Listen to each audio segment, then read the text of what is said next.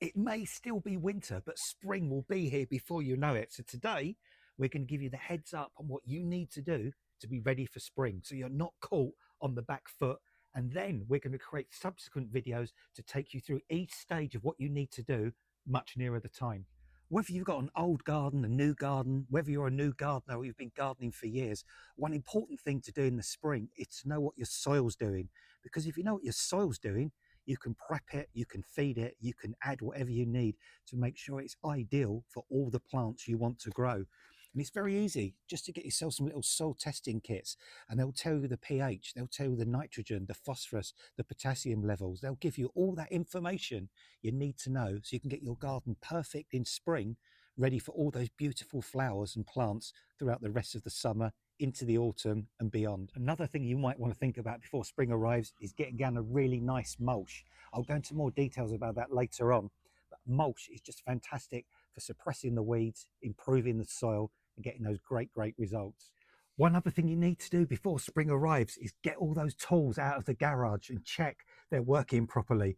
Your petrol lawnmower, for example, check the spark plug, check the filter, check the oil. Does the oil need changing? Is it already dark and thick and viscous? Does it need refreshing? Make sure to replace any old petrol. Don't try and start the machine with old petrol. And it might even be a chainsaw, for example. Check the blade, check the chain, check it's really sharp. Make sure you've got blade lubricant in there. Just check all these different things. It could even be a line trimmer.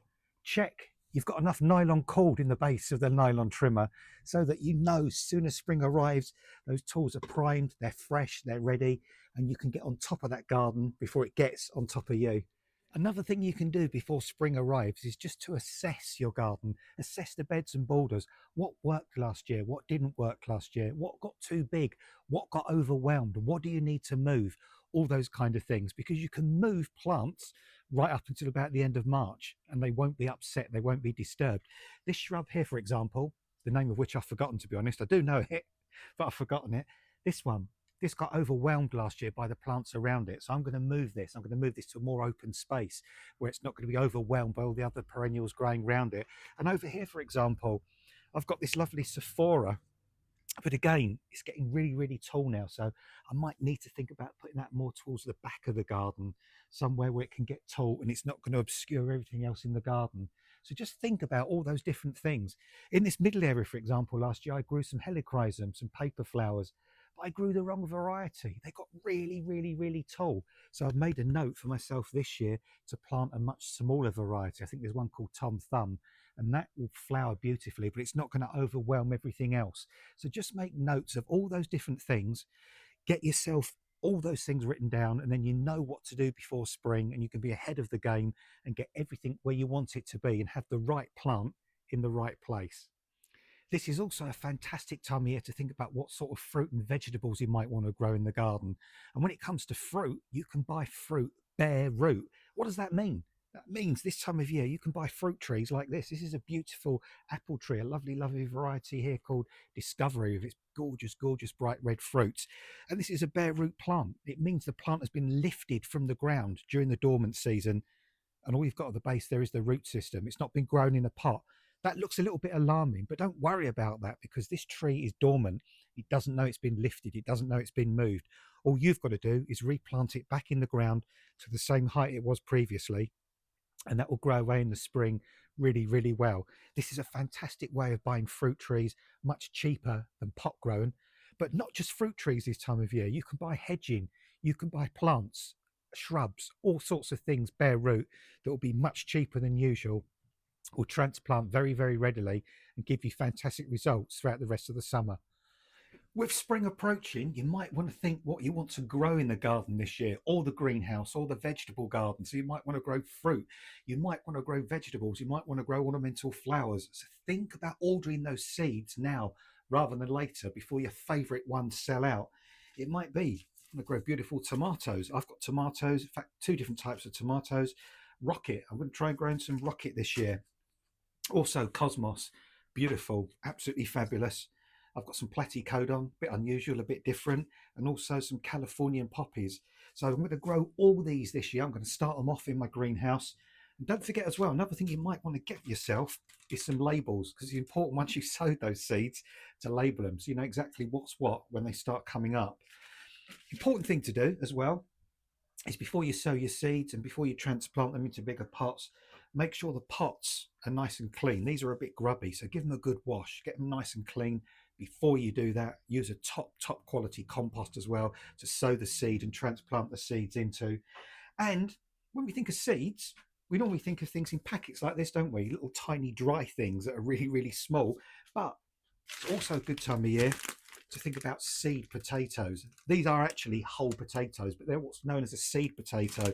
So get your orders in for those now, because again, your favorites might sell out. Get yourself prepped, get yourself ready, get all those seeds you want and the compost and your planting modules and your pots, get them all in place now so that come the day you're on the front foot and you can get all those plants ready and get those sumptuous vegetables, sumptuous fruit and beautiful flowers flowering all the way through the summer.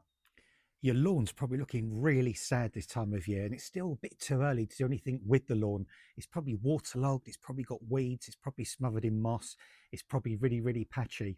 So think about what you need to do come the spring and what you need to stock up on to be ready to treat it when the weather warms up. Think about getting yourself some fertilizer, for example. These are brilliant. These sort of 4-in-1s. They treat moss, they kill weeds, they green up the lawn, they create a thicker lawn, and they will improve your lawn very, very quickly come the spring. Or you might want to buy some individual treatments like iron sulfate, which is fantastic for treating moss, or grass seed. Look at what sort of lawn you've got at the moment. Yeah, if it's quite a rough lawn, if it's a lawn that's got lots of kids playing on it, you want a grass seed that, you know, it's for sort of family use. But you might have a much finer lawn, a much more ornamental lawn, in which case you need a grass seed that's going to give you that gorgeous, gorgeous sort of perfect sward. So although you can't get on the lawn, as I say, there's things you can think about to get ready for spring. Possibly book in a scarifier or an aerator come the time so you can get on the lawn, rake all the moss out, get lovely holes in the lawn to create that fantastic aeration. Because if you leave it till spring and try and book one then, chances are they're all booked up and you can't get hold of one. So just give your lawn a little bit of thought now, and a little later on in the season we'll show you exactly how to do these things when the weather and the lawn is at its perfect point. Now is a fantastic time of year to stock up on all the things you're going to need in the garden. So for example, manure and compost. Get those stored up now. In fact, sometimes buying a little bit out of season, you can get them cheaper than when you get into the main sort of spring and summer season.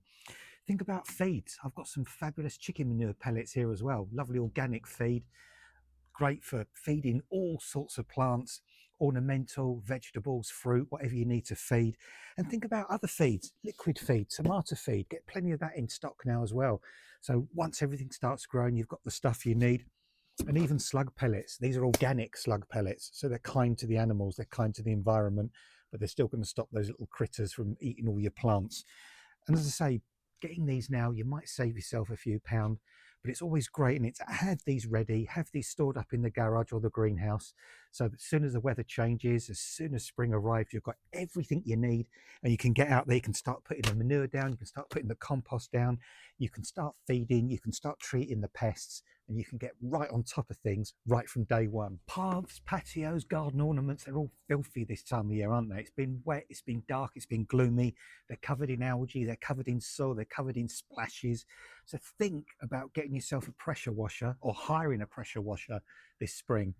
Buy yourself one now, familiarize yourself with it, or book one in with a hire company just to make sure you've got it when you need it, and you can get all those surfaces, garden ornaments looking pristine, clean and ready for spring and summer. So I think I've got all my list ticked off, ready for spring. I'm going to be on the front foot.